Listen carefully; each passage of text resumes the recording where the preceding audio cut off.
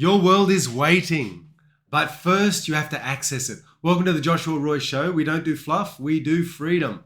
Real talk on mindset, cutting edge coaching techniques, and the hidden frameworks for lasting change. If you're ready to move from being stuck to becoming the architect of your life, you're ready for this. Hit subscribe. Let's get to work. It requires time.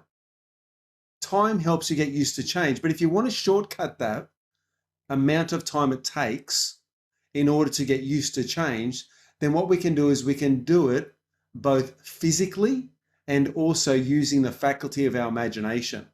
So if you want to make change happen fast, then you imagine the change and you physically do the activities that then create the change. So it's really a two-step process. It's imagination and physically doing it. But there's another element to this. How to get used to change rapidly. And I'm going to take that question of how to get used to change and I'm going to turn it into a way to do it more rapidly. And so let's think about this idea of the swish pattern. So what is the swish pattern? How did I use it? So I'm going to tell you a story. A few years ago, I was in a courtroom. I was working at the time as a police officer in Ipswich, Australia. And as a police officer, I worked in a place called the Watch House. My job in the Watch House was to facilitate the movement of prisoners. I would often drive out to the prisons, pick them up, bring them back to Ipswich. I would then take them physically into a courtroom so that they could be judged according to law. A magistrate would sit there, they'd be in a courtroom dock. I would be the guard, you could say, in that dock, making sure they don't run out and leave and gain their freedom off into the street. So I was basically the guard there to watch them. And I'm making sure, ensuring that they're in court in a timely manner, ensuring that that everyone in the courtroom is safe, that they are in a safe place, and that they remain in my custody. So all of that's important. Now, while they're sitting in the dock area, well, it's pretty safe. A lot of docks at Ipswich were built to the ceiling, and so prisoners couldn't escape. So once they're secured in that area, well, there's nothing much for me to do. And if the court matter goes on for an hour, I just sit there waiting. I do not have to listen to what's going on. I can actually allow my mind to wander. And so it's at these times that I started developing some of my NLP tools. So I'm in a courtroom, and look, when there was interesting cases on, I would certainly listen to them. But when I was a bit bored or when the case wasn't very interesting, I would sort of zone out and I would start practicing my craft. Because my goal wasn't to be the best police officer that I could be, even though I did put lots of effort and energy into that. My actual ultimate goal and vision was to be a world-class life coach, a results coach. And so I spent my spare time or my downtime preparing things in my mind. And it just so happened that while I was sitting there, I'd learnt this technique years earlier called the swish pattern. Now, here's the way I used it. Now, I was a nail biter. So I'm someone who would bite nails every single day. I'd bite, rip my nails off. And I'd bite them so much that often they would go back to the quick and it would be quite painful. Sometimes they would bleed.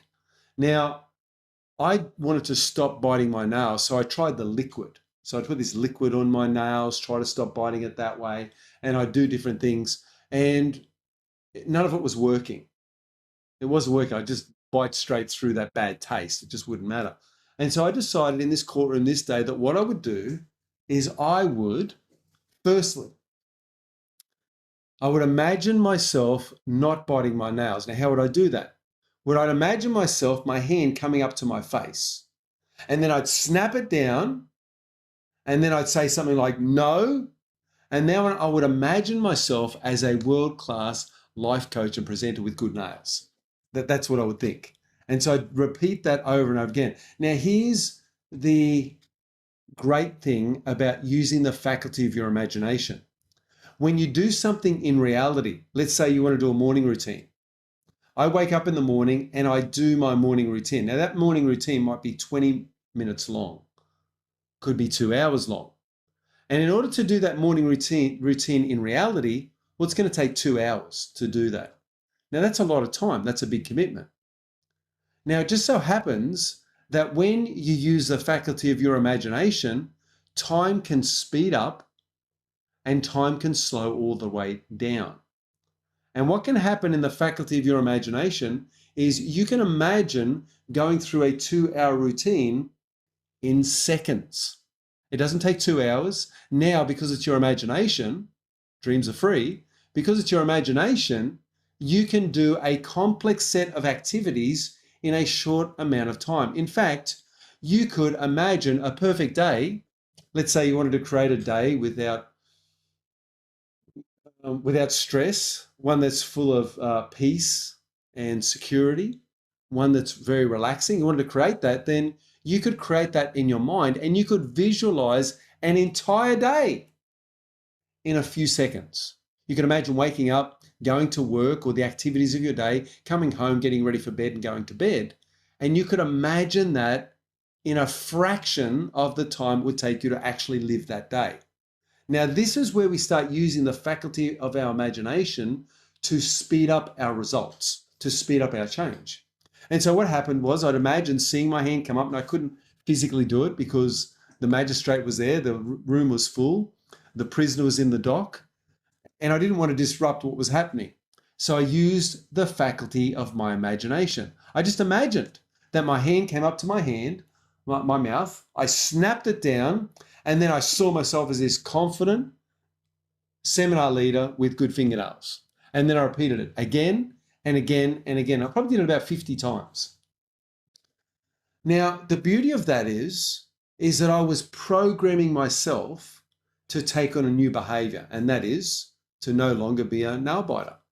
And what happened was I did the process, took me several times, and then I found myself biting my nails a few days later. I did the process again. Then beyond that, I did it on the bus one time. I did it again. And now today, I don't bite my nails anywhere near as much. And sometimes I do rip a loose nail off, but I don't bite it like I did. It's no longer a compulsive behavior.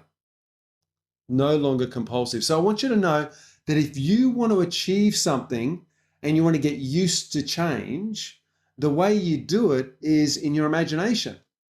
You imagine doing the activities of your day before you do it. You imagine doing the activities of your week before you do it. You imagine what it is that you want before you create it, and then you go out to create it.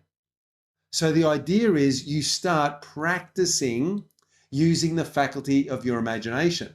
And so what I called each one of those activities where I imagine myself bringing my hand up, putting it near my mouth, snapping it down, seeing myself as this confident seminar leader, I call that a repetition, much like when you go to the gym. You see, when you go to the gym, you push weights. Now, every time you push a heavy weight, let's say in a bench press, we call that a rep or a repetition. Okay, so you might do 10 reps in a set, and then you might do 3 or 4 sets.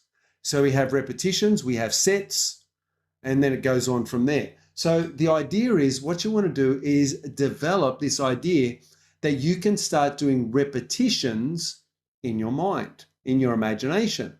And the more you do repetitions in your imagination, your unconscious mind, which doesn't know the difference between reality and fantasy, believes that you're actually doing the full repetition.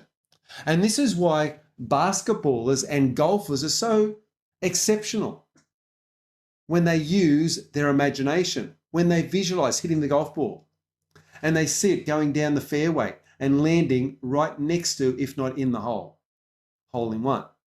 They imagine it. They see it in their mind's eye. They picture it over and over again. They fixate on it. They run repetitions in their mind. And so when they actually take the swing, it's not the first shot of the day. It could be the 50th shot of the day. Why? Because they've done 49 repetitions in their mind, in their imagination. So when they actually take that swing, well, they've already done it. They've already done it 49 times that day in their imagination. Now they're doing it the first time in reality. But the unconscious mind, as I explained, doesn't know the difference.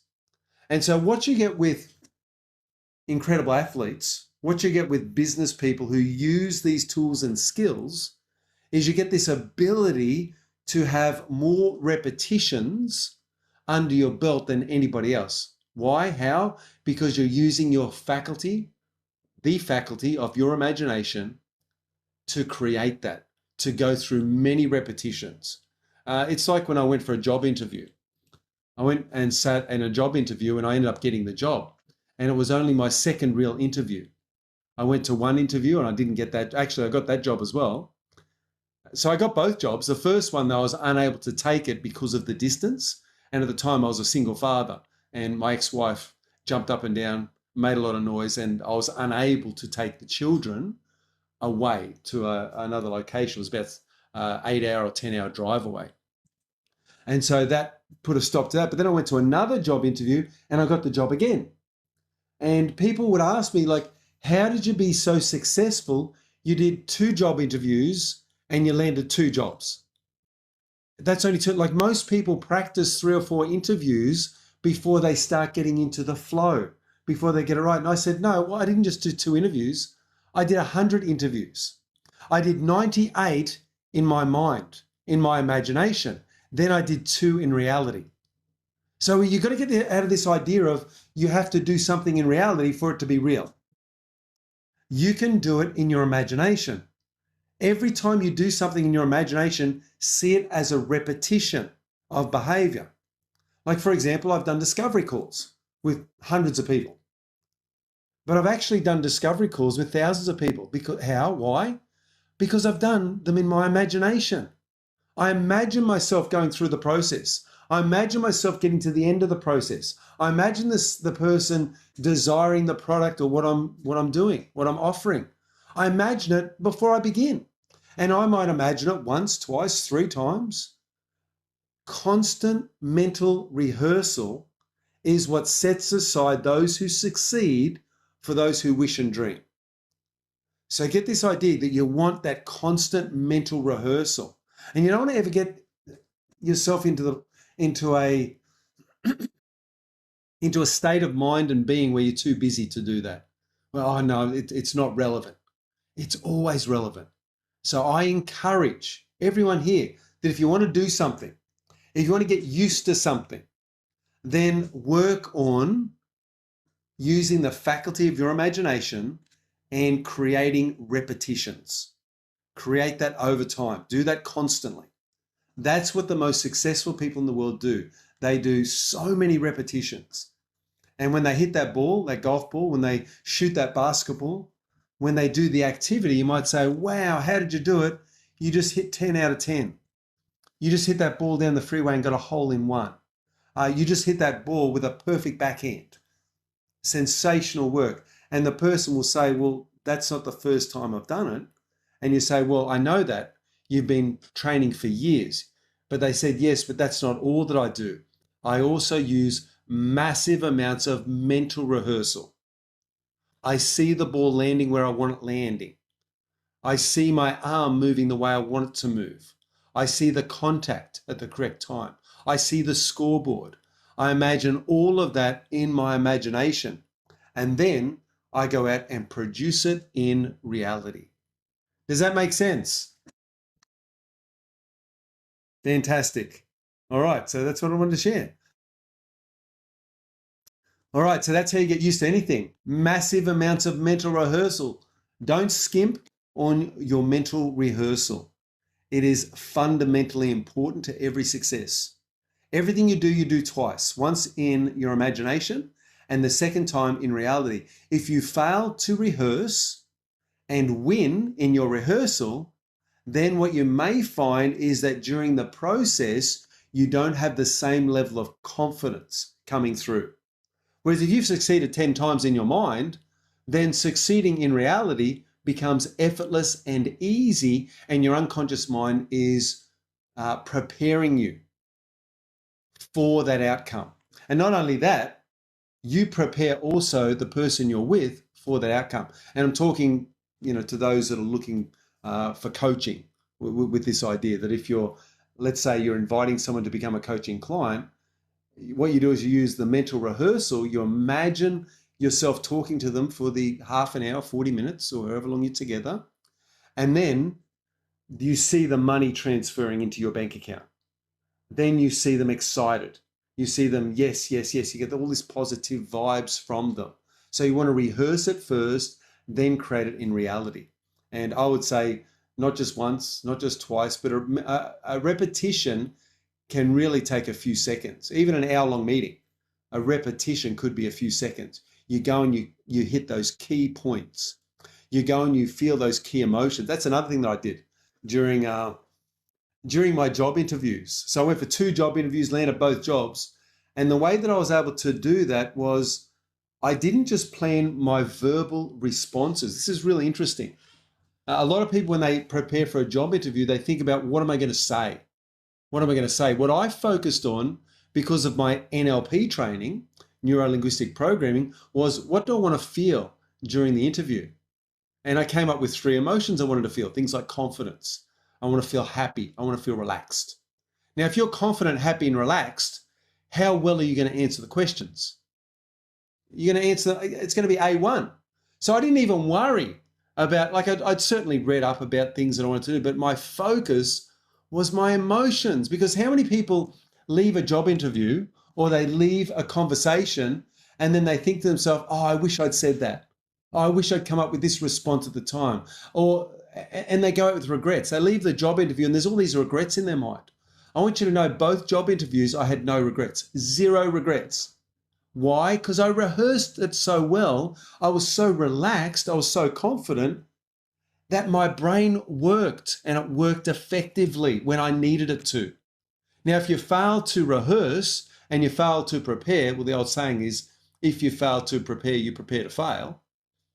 So if you fail to prepare and you just wing it, then you don't know what's going to happen. And as soon as the nerves creep in, as soon as you find yourself being, let's say, less than relaxed, starting to feel nervous, starting to feel stressed, then what happens is your brain stops working as effectively. And when the brain stops working as effectively, now you're stressing, you're panicking, you're clutching for straws, you're just throwing out some comments, and it's not going to look good. Whereas if you remain calm and confident, well, you look like the clear winner. Now, the person doing the interview just says, wow, that was so effortless and easy. And you just answered with, like, an interview is a stressful situation. And if you can handle an interview with no stress, then what sort of employee are you going to be for that boss? Well, the boss is going to look at that and go, wow, I want this person on my team. Look how this person copes under, like, this is stressful. There's a panel of 3 of us judging this person, and look how relaxed and confident they are. Amazing.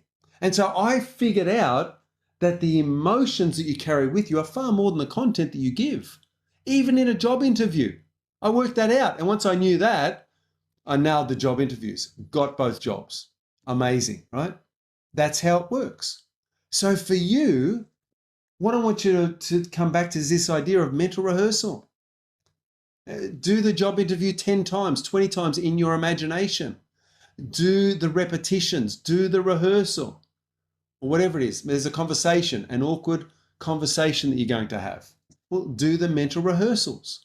Prepare for that in your mind, in your imagination, then go and do it in reality. I tell you what makes all the difference. And I was using these tools and skills years ago, even as much as, well, when was the job that I got? Well, the first one that I got was, I suppose it was about 18 years ago. And the second one was about 11 years ago. It was 11 years ago. So, and I hadn't needed a job interview since then, but I know the techniques, and I've actually coached people on job interviews, and I've helped people get into the state of being relaxed, confident, calm, being intelligent, and just focusing on what they need in the interview to answer the questions and really come out of that interview shining, come out looking amazing. Okay, because of the mental rehearsal, and it works. And I've taken people through the process, the mental rehearsal. Like, let's close your eyes. Now imagine stepping through into that job interview, and you walk into the room, the people, and I just lead them through it. And then we speed it up, and we keep doing repetitions. And then when the job interview happens, there was one man, Michael, he wanted a job, and he went to 3 job interviews and got offered 2 jobs because he followed what I taught him. Isn't that incredible? It's a great result. Great result. And because he got 2 offers, he was able to choose the one that he wanted the most. So he said no to one, he said yes to the other. So he got the job that he wanted because he was able to make. So instead of the employee saying, okay, you get the job, you don't, he was like, oh, which one do I want the most? I've been to a few interviews. Which one do I want? It puts you in a whole different situation. Whole different situation. All right, so good work. So this is the key. I can do that in coaching time gaps. Absolutely. Massive amounts of mental rehearsal. That separates the successful from the wannabes. All right. So is there another question? If there is another question, please raise your hand. Or is that useful? Can everybody here find an application in their life for that? If you can find an application for it, please use it. We learned that through sport. We learn it through other things, and now that has been adapted in the modern world and through coaching into business and all other aspects of life. It can even be used for relationships. Like imagine going on a date and rehearsing the date 10 times before you go on the date. You rehearse it. I mean, how good is that? You've now seen the date, the outcome. You've seen what's happening. Now, certainly in a date, you can't take away somebody else's agency or choice. But you want to make it or set it up the way that you want it. You want to create it in your unconscious. And then what will happen is when you're there, expectation rules outcome. And so in life, we don't always get what we want, but we do quite often get what we expect. And what you're doing with mental rehearsal is you're creating an expectation. And now your unconscious mind can support you in the creation of that expectation. And what you can do is you can actually pace and lead other people into doing what you want them to do. And that's really what rapport is all about. Rapport is fundamentally about how do I get you to do what I want you to do? That's what rapport is. Now, we're not talking control. We're talking influence, and influence at a high level. Rehearse the kiss. Yeah, you could do that. You could do the kiss at the end. Now, here's the funny thing about the kiss. How do you know that she wants to be kissed? Anybody know the question? There's like a test for this. How do you know in a date, and this is an interesting one, this is called the kiss test. How do you know that she wants a kiss? Lean in part way. Good one, Daniel. So the idea is you're looking at a 70%, 30% rule. You're looking for indicators as well. You're looking for things like, does she play with her hair? Does she do certain things? There's certain things you're looking for. But when it comes to the kiss, what you're looking for is you're looking for an opening. And then it's a leaning in a comfortable way. And then if she leans in as well, then you know you're moving in the right direction. But if you move forward, she steps back. If she creates distance or you lean forward, she leans back, it's a no, pull back straight away. Go back to building rapport. Okay, so that's the idea. So the idea is rapport leads to connection. And if there's no connection happening and the response is when you lean in, she leans away, then now what you do is you go back to building rapport verbally. Okay, don't push it. Don't go 100% of the way. Unless, like I did one time, and it's interesting because I was dating my wife, Rebecca. I'll tell you a funny story. We were together and we went for a walk together and we sat down and there was a nice big field there. It's quite dark. There's no lights there. So we're sort of lying there and I'd just been speaking to a couple of girls over the last days previous. And one of the girls said that she had intimacy issues. One of the girls that I was talking to, I spent about an hour or 2 hours with this woman, and she told me that she had a therapist and she had all these things and intimacy issues. And this was in the back of my mind. And I'd just been through a separation. And the last thing I wanted was to go into any more mental health issues. Like I thought, I've just been through that. And I'm looking nothing on this woman. She's probably an amazing woman in so many ways. But when she started talking about the intimacy issues, I thought, potentially mental health problems, I need to back away because I was into, at that time, self-preservation. Because I'd just gone through a separation. I was with a woman who had BPD, borderline personality disorder. It was also quite narcissistic. And so it was a very difficult relationship. And having ended that relationship, and really she chose to end it. She left, cheated on me, did some things like that. And I then went and thought about what my options were and could I accept her back. And initially I thought yes. But as time went on, it was evident that she had made a choice, that she was no longer wanting to be with me, even though I was 100% committed to her. And even after the first round of cheating, I would have accepted her back. You know, as long as she was repentant, we could work on things. But there was no being repentant. There was no change. There was no her wanting me back. She'd made a choice, and I had to accept that choice, and I did accept it. Now, after accepting that and going through a divorce and everything else, I started dating, and I'd only just started dating when I met Rebecca, my beautiful wife-to-be. And my goal was to get a whole bunch of women's numbers, like maybe 6 or 8 women, date them a couple of times each, get to know what's out there, get to know what's happening, and this would be lovely. That was my goal. Now, I spoke to this Rebecca who had intimacy issue. There was another Rebecca that I liked, and I actually tell stories in my relationship course about the 3 Rebeccas. I don't know if you remember those, but there's 3 Rebeccas. One was a hot blonde, one was my beautiful wife, brunette, and another one was another brunette. And all Rebeccas were lovely in different ways. And this one Rebecca had intimacy issues, so that sort of got me thinking, oh, I don't know that I want to pursue that, especially since the divorce and the breakdown of the relationship was still so raw in my within myself. I hadn't gone through the healing, and so I steered away from that. And so I remember I'm sitting there with Rebecca, who's now my wife, and I asked her the question. We're chatting, everything was going great. Everything's going great. We're connecting. We're into each other. I'm attracted to her. She's obviously attracted to me. We've got this really nice friendship happening. And I asked her the question, do you have any intimacy issues? And she thought about it for a moment. She says, no, I don't believe that I do. And just then I leaned over and I went 100% all the way. I went all the way over and I landed my lips on her lips. I just went for it. I just, which is really bold move. Like it's really, because it could happen, like any number of things could happen at this time. You know, I could get slapped. I could get, way too fast for some people, whatever. So anything could have happened, but I did it. I did it. It was a really bold move on my part, but I did it. I was attracted to her. I was wanting to know if there was attraction on both sides. Anyway, her response was gold.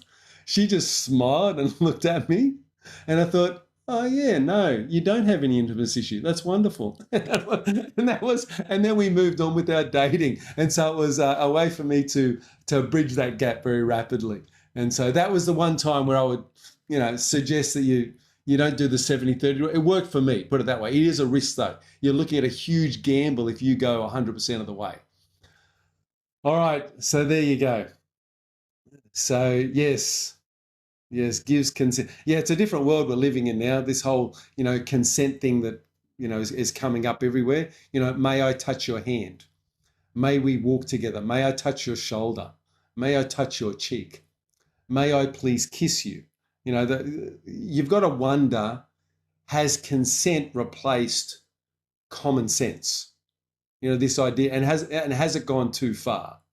And I understand that, for some people there's a good reason why it's there, because they don't have those boundaries that normal people need and do have. But really what you're looking for is you're looking for signals, signs, her being on her own with me, her being excited to see me. All of that gave me the impression that she was really into me, which then led to my being forward with the kiss. So I realized that there was a build-up, and it's, you've got to look at everything. You're looking at body language. You're looking at signals. You're looking at gestures, postures. You're looking at all of these indicators. And when you start looking at all of those things, then you can see, and I could certainly gauge, that this woman, Rebecca, was into me, that she was welcoming, perhaps in touch and kiss. And I also spoke to her about touch at that time. And I said, listen, I'm someone who's quite physical. I enjoy certain things in a relationship. What do you like? And I asked those questions, and we had conversations about that. And she said, well, I do love physical touch. I love being touched. And it just so happens that my wife Rebecca's number one love language is physical touch. which is perfect. So you know what I've trained myself to do? And you might find this interesting because in the early part of our relationship, there was a lot of rockiness. It was very, very difficult, some things, because I was still wounded. I'd had a previous relationship. That relationship fell apart. I'd been cheated on. So I was in a very vulnerable place. And Rebecca came along, and I remember that first few years were a bit rocky. They were a bit difficult. And there was times where I would withdraw and pull away from her. And it was self-preservation, but I would withdraw emotionally from her. And I would turn my back and I wouldn't touch her. And I wouldn't give her what she needed.